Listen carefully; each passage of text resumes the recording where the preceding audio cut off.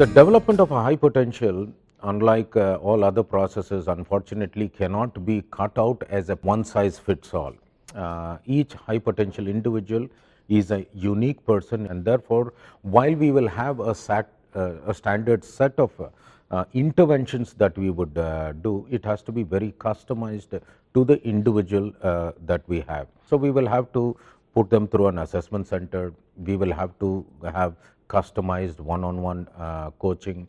We will also have to have extensive on-the-job stretch rotations and exposure to senior management, a variety of interventions tailored to that particular individual. And during the entire process, the person must be assigned a coach or a mentor who will walk him or her through that particular process. And simultaneously, we will also have to attach a den mother, somebody who will protect this person and be a kind of a sounding board through the entire process. How do we approach high potential? The approach is semi-formal. How much attention we pay, how much we invest, what kind of conversation we hold with him, what kind of attention span he gets, what kind of training investment capability building happens for him are the clear cut signals, because as an STFC we do not want to go overboard saying yes you are divine or you are empowered, you are separate than others, because again as the context changes we are not sure the high potential of yesterday will be high potential today and high potential tomorrow.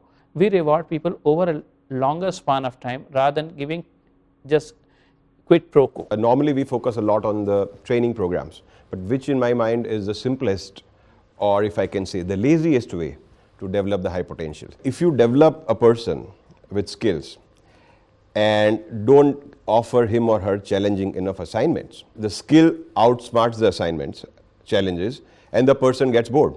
On the other hand, if the challenges are far higher than the skills, the person gets frustrated and then leave. The crux is to maintain a right balance between the development and challenges.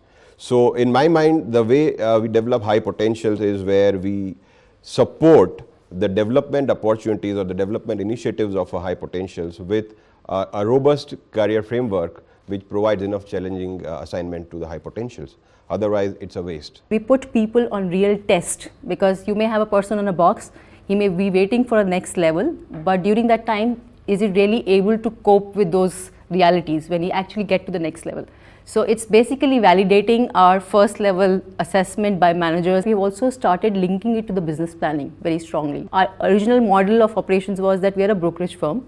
Now we are actually changing to a service firm, which means the kind of people you are looking at have to be more service oriented than money oriented. What we have started doing is basically saying what is our growth plan, think not just transaction but a long term basis, and then say for each of these growth plans what are the capabilities we need.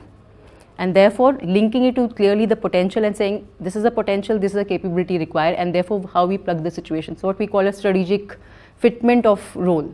Having identified the set of people, we would look at crafting out individual development plans for them. But first is experience based. That means give him different jobs to do, give him professional colleagues to manage. Most people enjoy a turnaround, so that I would say the experience based. Give him another geography. The other is feedback.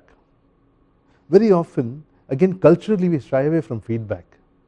We find it difficult to give a feedback and tell, well, these are the areas you need to look at.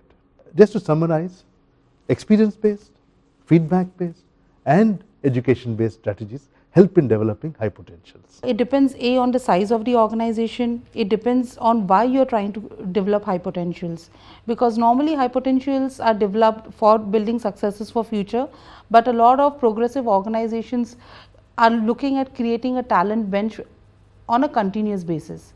And also what is the process that you are keen to follow from a high potential development perspective? Should I actually put them through a coaching program? Should I send them to an international program somewhere, anywhere in the world, some of the Ivy League universities, or I should create something over here for myself?